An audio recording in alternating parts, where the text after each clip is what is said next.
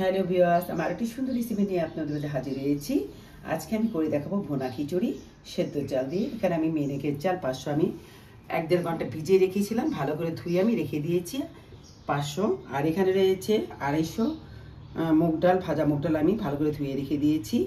আর রয়েছে ঘি, আমি ঘি দিয়ে রান্নাটা করব। আর রয়েছে এখানে 1 টিস্পুন আদা গ্রেট করা ফোড়ন দেওয়ার জন্য, যা রয়েছে একটা শুকনো লঙ্কা, 2 তেজপাতা, কিছু লবঙ্গ, গোটা জিরে, দারচিনি আর এলাচ। আর রয়েছে এখানে গোলমরিচি গুঁড়ো 1/2 টিস্পুন, রয়েছে কিছু টুকরো করা। আর নুন রয়েছে স্বাদ মতো দিতে হবে। 4টা কাঁচা লঙ্কা আমি চিড়ে রেখেছি। আর কিছু রয়েছে এখানে কিশমিশ, 1 টিস্পুন রয়েছে চিনি, আর 2 টিস্পুন রয়েছে এখানে হলুদ গুঁড়ো, 1 টিস্পুন রয়েছে আমি টালা জিরে গুঁড়ো রেখেছি। চলো রান্না আমরা চলে যাচ্ছি। চুলা ধরিয়ে আমি কড়াই বসিয়ে দিয়েছি। আমি প্রথমে ঘিটা দিয়ে দিচ্ছি।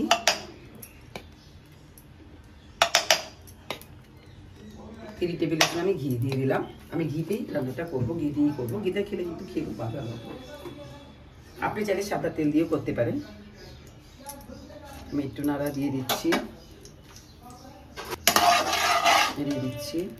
ফোড়ন দিয়ে দিচ্ছি, শুকনো লঙ্কা, তেজপাতা, গোটা জিরে, সব ফোড়ন দিয়ে দিলাম। একটু ভেজে নেব। ভাজা ভাজা হয়ে গেলে আমি এর মধ্যে নারিকেলের টুকরোগুলো দিয়ে দেবো। মশলাটা ভেজে নিই, হালকা একটু ভেজে নেব। চুলার রাসটা আমি হাই আঁচেই রেখেছি। এখন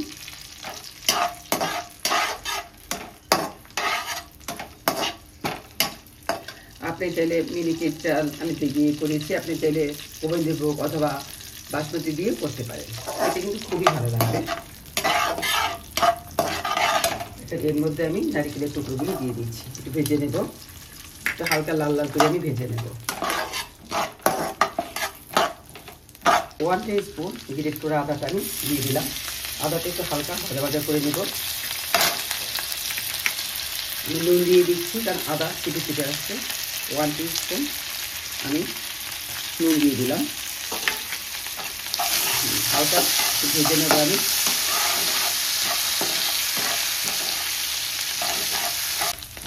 আদা আমার ভাজা ভাজা করা হয়ে গেছে। এখন এর মধ্যে দিয়ে দিচ্ছি সেরা কাঁচা লঙ্কা আর কিশমিশ। আর এখন আমি চাল যে দিয়ে রেখেছি সেটাও দিয়ে দিলাম।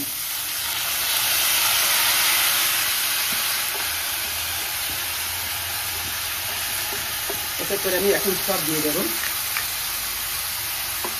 মুগ ডালটাও দিয়ে দিলাম।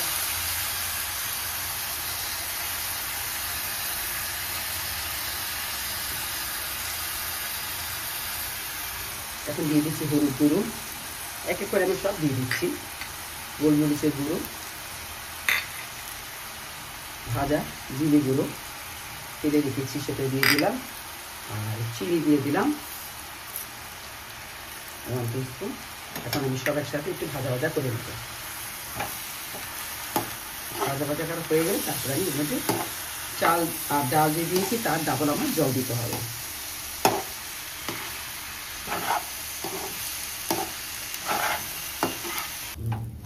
আমার ভাজা ভাজা করা হয়ে গেছে। এখন আমি জল দিয়ে দিচ্ছি।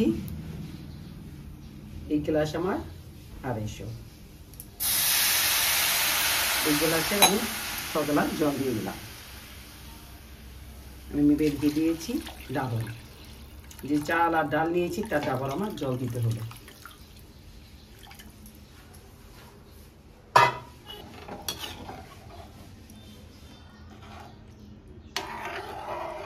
সুন্দর গন্ধ বেরোচ্ছে। একটু নুনটা আমি একটু দেখে নিই, আমার একটু নুন লাগবে। নুনটা যার যার স্বাদ অনুযায়ী দেবেন। আমি আরও 1 টিস্পুন নুন দিয়ে দিলাম।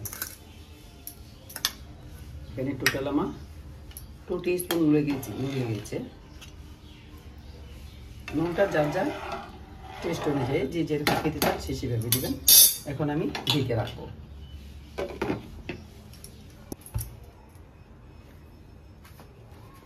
পঁচিশ মিনিট সময় লেগেছে। আমি মাঝে নেড়ে দিয়েছিলাম। হয়ে গেল বোনা খিচুড়ি। এখন আমি সামান্য পরিমাণ ঘি দিয়ে দিচ্ছি। নামানোর আগে একটু ঘিটা দিতে ভালো লাগে। আমি খুব সুন্দর করে পরিবেশন করব। হয়ে গেল ভুনা খিচুড়ি, আমি খুব সুন্দর করে আমি পরিবেশন করব। দেখুন কতটা ঝুরঝুরে হয়েছে।